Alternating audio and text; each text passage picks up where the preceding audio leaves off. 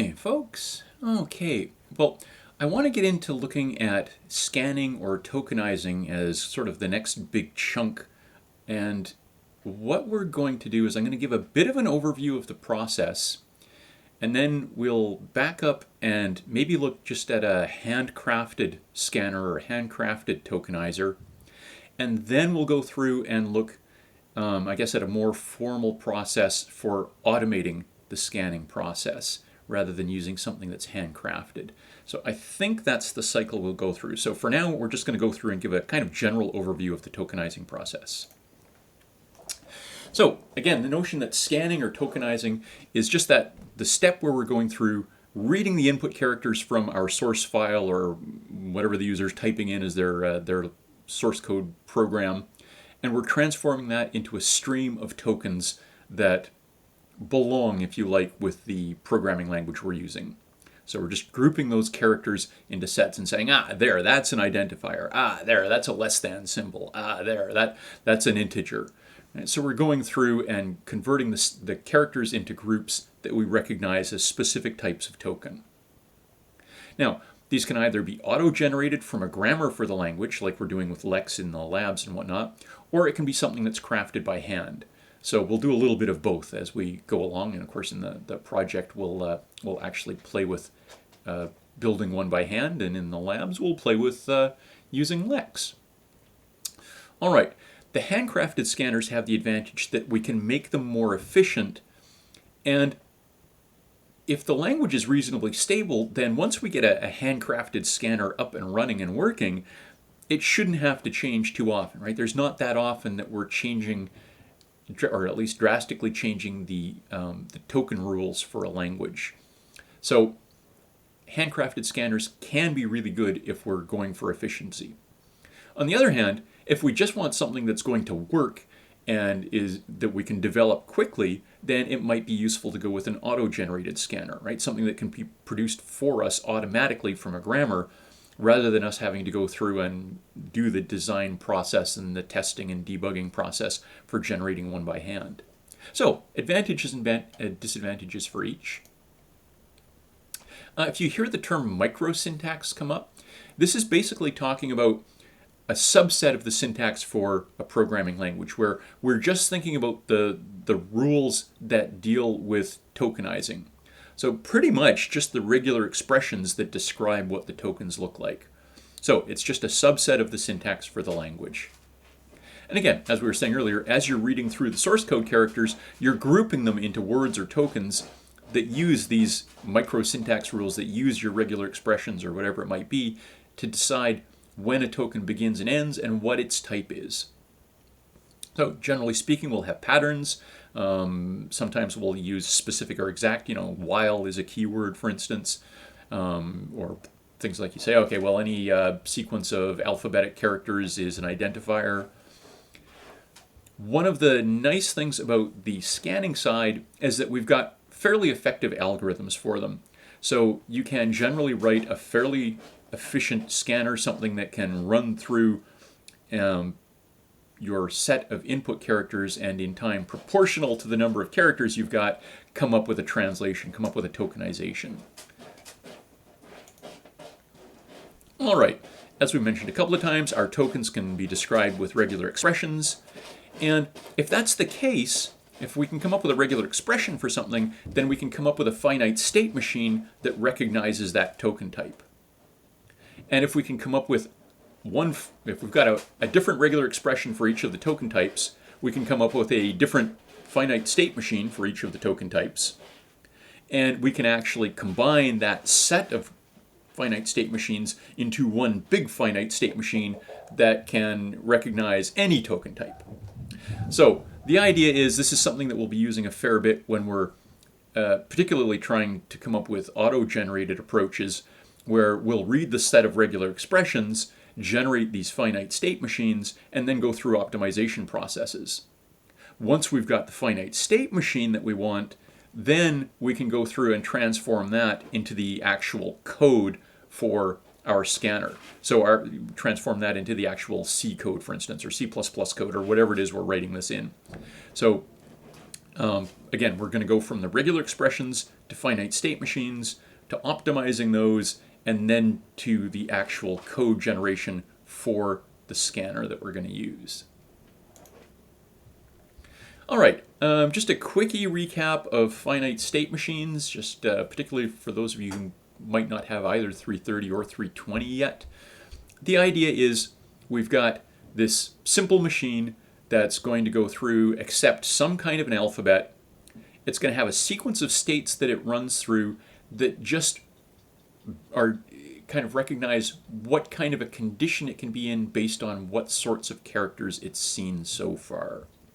So we'll go through and play with some examples of this. There's going to be a set of states.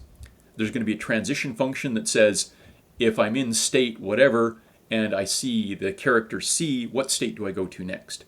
And if I'm in state A and I see an X, what state do I go to? If I'm in state 12 and I see an exclamation mark, what state do I go to?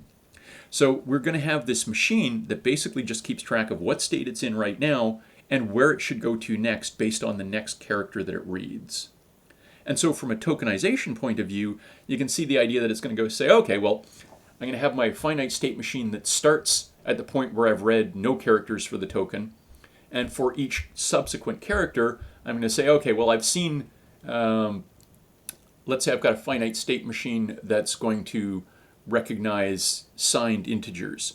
So it's supposed to see a plus or a minus and then one or more digits. So I might have one state that says, okay, I haven't read any characters yet. You might have another state that says, okay, I've seen a plus or a minus, but I haven't seen any digits yet. And then you might have another state that says, okay, well, I've seen at least one digit. And then you might have a reject state that says, okay, well, whatever I've seen isn't valid for a signed integer. And so you've got this set of states for the different possible conditions so far, and as you read characters, you jump from one state to another. And again, a subset of those states are going to be accepting states that tell us, what I've seen so far is a valid whatever, is a valid signed integer, for instance. So if we were going to come up with a finite state machine that, let's say, begins with an alphabetic character and then it's followed by any number of alphanumerics, we're going to want to keep reading. If let's say I've seen I've got a word that's AB39A or something like that. I'm going to read that first A and I'm going to say, okay, well, so far it looks good. And I'm going to read the B and say, so far it looks good. But I want to make sure that I keep reading all of the characters for this. So for our finite state machines, we want to keep reading as long as we can to see if we get the maximum length. If somebody gives me an identifier that's and the word Bob, I don't want it to stop after it reads the first B. I don't want to start after it reads the B and the O. I want it to get the whole word. So we're going to have some things to deal with as we're crafting our finite state machines. And again, if we've got different types of token that kind of overlap, again, if we've got identifiers that can be any sequence of alphanumeric or alphabetic characters, and we've got a keyword that's begin, then somehow I have to be able, in my giant composite finite state machine, it's got to be able to tell me which one it should be picking. However, we'll come back to that. So if we're going to go through and create some sample finite state machines just to play with this a little bit, I'm not going to show the reject state on these just to keep things a little bit simpler. So we're going to assume that any transitions that aren't shown go to a reject state. So what we'll always have is some kind of a start state, and I'm just going to show an arrow leading in, an arrow with no source, if you like, leading into our start state. And so this is where we're beginning. We haven't read any characters yet. And if our finite state machine is supposed to accept things that begin with an alphabetic character and then have any number of alphanumeric characters after that, then when we see anything in the range lowercase a to z or uppercase a to z, we're going to say, let's move into a state where what I've seen so far is a valid identifier. And as long as we after that, after we've read that first one, as long as we keep seeing alphanumeric characters, so anything that's a lowercase letter, an uppercase letter, or a digit, we'll keep coming back to that accept state, the state where we've seen something valid. And again, I'm assuming that anything else, anything that's not listed here, just takes us to some off-screen reject state. So if I see an exclamation mark from that first spot or from the second state, we'll go off to a reject, for instance. So anything not shown winds up with a reject. So here you've got a simple finite state machine that accepts identifiers that begin with an alphabetic followed by any number of alphanumerics. If I wanted to have one finite state machine that recognized the keyword if and another one that recognized the keyword int, again, for each of them, there'd be a start state where we haven't read anything. Right? For the if, it's got to read an I, and it's got to read an F, and that gets us to an accept state. And again, if it sees anything after that, then it's not valid, because if I had an if and only if type of thing, that wouldn't be a valid if. So anything else takes us off to this unshown reject state. Similarly, for a finite state machine to recognize int, right? We see the I, we see the N, we see the T, we're in an accept. And if we see anything else anywhere along the way, or anything afterwards, it's a reject. If we wanted a finite state machine that can recognize any of these things and tell us which one it was, so it can tell us if it's an if, and it can tell us if it's an int, and it can tell us if it's an identifier, then let's assume that if the two keywords if and int take precedence. So if we see an if, we're going to recognize that as an if. If we see an int, we're going to recognize that as an int. And if we see anything else that looks like a valid identifier, we're going to accept that. And again, anything that doesn't match one of these patterns, we're going to assume goes off to a reject. So what have we got? And you can see how combining these things starts to get a little ugly. But if we see an I, then we're on our way to either an if or an int potentially. So if we see an I, we'll go to this state where I've seen an I so far. If I then see an F, then so far I've seen a valid F, or a valid if statement. On the other hand, if I see an N, then I'm partway along an int, and if I see a T, then I've worked my way off to a valid int. When I get to the point where I've seen int or I've seen if I see an alphanumeric character, it's no longer a valid if or a valid int, but it would still be a valid identifier. So for those, if we see an alphanumeric, that takes us off to the state where we recognize alphanumerics. So for this one, if I see anything, essentially any alphabetic character except an I, we'll jump straight to this one and say, okay, well, I've seen something that's not on the way to an if or an int. And we can go through and accept that. Now, the limitations of this one, let's see, what have we got? There are holes in this finite state machine. If we get partway along here, so if we see something after the I, it's taking us off to an alphanumeric, that's okay. If we see something after the N, we're missing a transition here that should take us from, let's say we had INX or something like that. That should take us to a valid alphanumeric.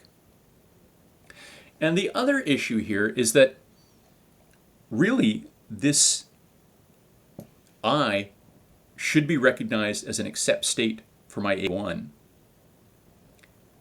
And this S2 should be a valid accept state, right? In should be a valid alphanumeric identifier, and I should be a valid alphanumeric identifier. So these should be accept states that are distinct from A1, since they are different states, since they're leading to different purposes, but they should still accept alphanumeric identifiers. So few things that should be cleaned up on the finite state machine, but we can go through and come up with a combined finite state machine for all of these things. Lots of fun. Now, let's say we wanted to go through and convert our finite state machine to code. And just thinking of this from a purely handcrafted logical point of view for now, we'll look at automating the process later. What I can go through and say, well, In terms of code, I want to be able to think about what state I'm in right now, what next character I see, and what state I should go to. So I can basically have something that says, well, let's start in a start state and read our first character, and basically say, while we're not at the end of the input, and while we're not in a reject state, let's go through and see, for the state that I'm in right now and the character that I see, what should the new state be? So if the next character is an I, where should I go? And then just a whole slew of these things. If I'm in state S0 and I see an alphanumeric, go to state S2. If I'm in state S0 and I see anything else, go to reject. Otherwise, if I'm in state S1 and I see an N, go to whichever state. If I'm in state 2 and I see a T, what state do I go to? So we could just go through and have a whole giant slew of these if-else statements where they're each saying, okay, for a particular state and some kind of next character, what should my new state be? Right, so just giant collection, remembering that anything else goes to reject. And after we've updated our state, then we simply grab the next character of input, and then we're ready for our next pass. Right? If we're not at the end of the input and we're not in a reject state, we'll just keep going.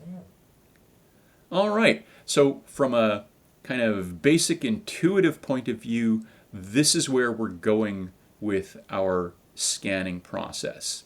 Now, again, what we'll do next is look at a handcrafted scanner that follows something along these lines, and then we'll get into a more formal process to take our regular expressions, turn them into finite state machines, optimize those, and then turn those into code. So that's the future of the next couple of weeks.